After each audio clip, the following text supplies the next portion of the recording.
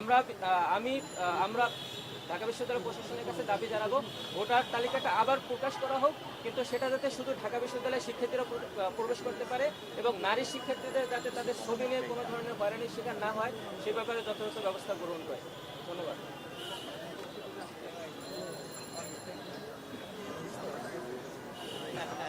কথা বলবেন S M Farhad.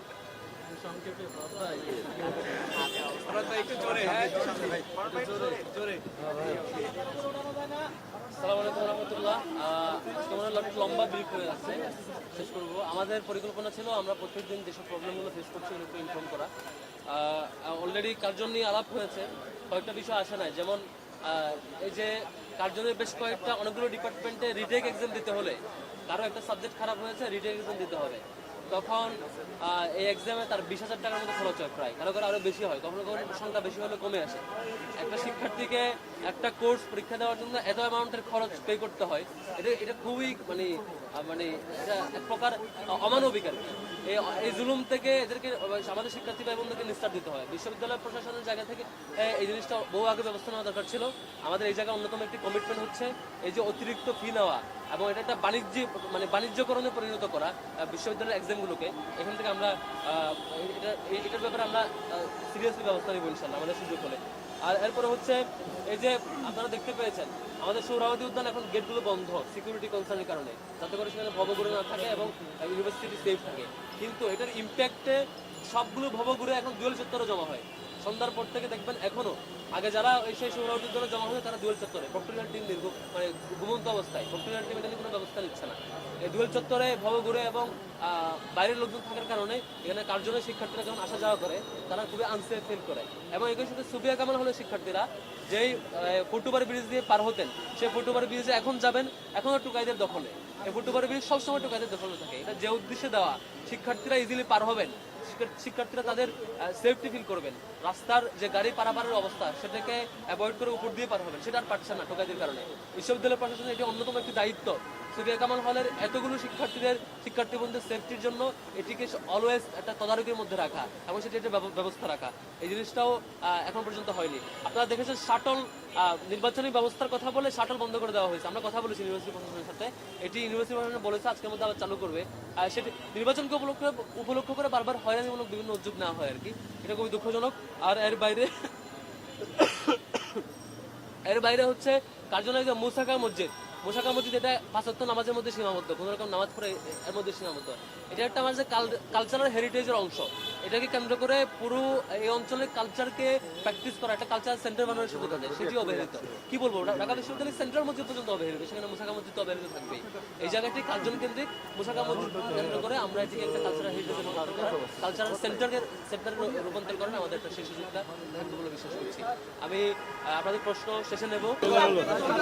বলেন। আচ্ছা, আমার প্রশ্ন দিয়েছেন বরাদ আপনার কাছে, সেটি হলো যে ছাত্র দলের যিনি বিপি প্রার্থী আবিদুল ইসলাম খান, তিনি কয়েকদিন ধরে টক শোতে বলছেন যে 2016 সালে কবি জসিমউদ্দিন হলে ওনাকে এই টর্চার করা হয়েছিল শিবির প্লেন দিয়ে এবং সেখানে শিবিরের একজন নির্যাতনের সঙ্গে যুক্ত ছিল। এই বিষয়ে আপনি কি বলবেন? সুন্দর প্রশ্ন।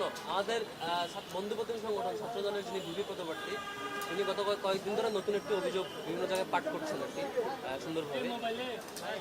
স্পষ্টত আমরা যখন কাজ করছিলাম তখন গত 5 অগস্ট থেকে এখন পর্যন্ত ছাত্র দলের বিরুদ্ধে যখন আমি 1000 কেস দেখাই, যে কেসে অন্তর্দ্বন্দ্ব, কুন্দল, মারামারি, সংঘাত, এক অপরকে হত্যা, কমিটি বাণিজ্য, মানে এই কেস যখন আমরা পাবলিকলি মিডিয়াতে দেখি, তখন তারা যখন ছাত্র শিবিরের ব্যাপারে কোনো কেস পায় না এই ধরনের অভিযোগ সামনে নিয়ে আসে। আমরা তখন বলেছিলাম স্পষ্টত, আপনি এতদিন অভিযোগ দেন নাই কেন?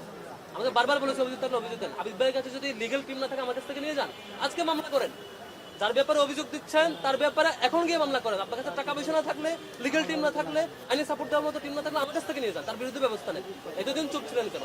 হঠাৎ করে এটা অভিযোগ, বানোয়ার অভিযোগ বলে লাভ নেই। আর যদি সত্যিকারের অভিযোগ হয় আপনি ব্যবস্থা নেন, আমরা আইনি সহযোগিতা, সার্বিক সহযোগিতা আমরা করবো কোনো অপরাধীর বেলায়। আর যদি এমন হয় যে হচ্ছে শিবিরের ডায়েরি কারো হাতে থাকলে সে শিবির হয়ে যায়, কালকে দেখলাম আবিদ ভাই নাকি আমরা শিবির হয়ে গেছে। আবিদ ভাই কোথায়? আমরা ছাত্র শিবিরের পক্ষ থেকে সবাইকে ডায়েরি গিফট করি আর কি, অন্যান্য সংগঠনকে। হয়তো ভাই ওখান থেকে একটা ডায়েরি হাতে নিয়ে প্রেস কনফারেন্স শেষ করছে, ফেসবুকে তাকে শিবির বানিয়ে দেওয়া হয়েছে। এখন ওনারা অন্তর্দ্বন্দ্বে একে অপরকে মন খারাপ করবে, একে অপরকে শিবির বানাবে ট্যাগিং দিয়ে নিজেদের দলের মধ্যে একে অপরকে খুনও করতে পারে। এই ট্যাগিং এর রাজনীতিতে ওনারা আর একটা অভিযোগ বানাবে, সেই অভিযোগ আমাকে বিশ্বাস করতে হবে। আর সেই অভিযোগ সত্য হয়ে থাকলে আপনি ব্যবস্থা নেন। হঠাৎ করে ডাকসুর আগ মুহূর্তে এসে বাংলার গল্প বলে লাভ নাই। আর আপনি যদি ব্যবস্থা নেন, আমরা লিগাল টিমকে আপনাদের সাপোর্ট দেবো। আর দ্বিতীয়ত হচ্ছে ডাকসু আসার পর থেকে, মানে ডাকসু ইলেকশন হওয়ার এই ফ্লো শুরু হওয়ার পর থেকে বানোয়াট গল্প সবাই বানানো শুরু করছে।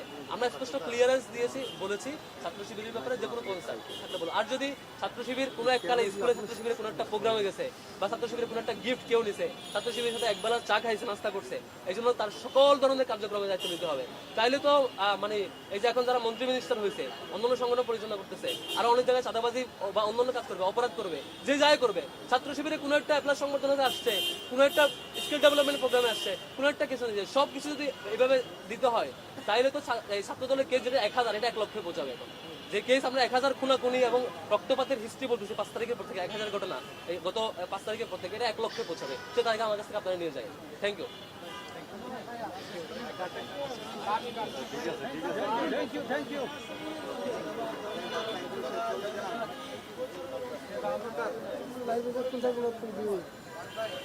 আমরা তো যোগাযোগ করছি ম্যান টু ম্যান। আমরা যোগাযোগ করছি, শিক্ষার্থীরা আসছে, কথা বলছে এরকম যে নীতিমালাগুলো মেনে চলা দরকার, ক্লাসরুমে ঢোকা, রিডিং রুমে ঢোকা, হলের ভিতরে ঢোকা, যে রেস্ট্রিকশন, আমরা এই ধরনের ক্লাসরুমে ঢোকা অন্যান্য যে রেস্ট্রিকশন, কোনো রেস্ট্রিকশন আমরা ব্রেক করছি না।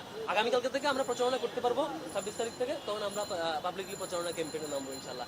আর এর বাইরে একটা বিনীত অনুরোধ সবার প্রতি, অন্য সংগঠনের প্রতি, আমরা আসলে জুলাই একসাথে ছিলাম, একসাথে থাকবো।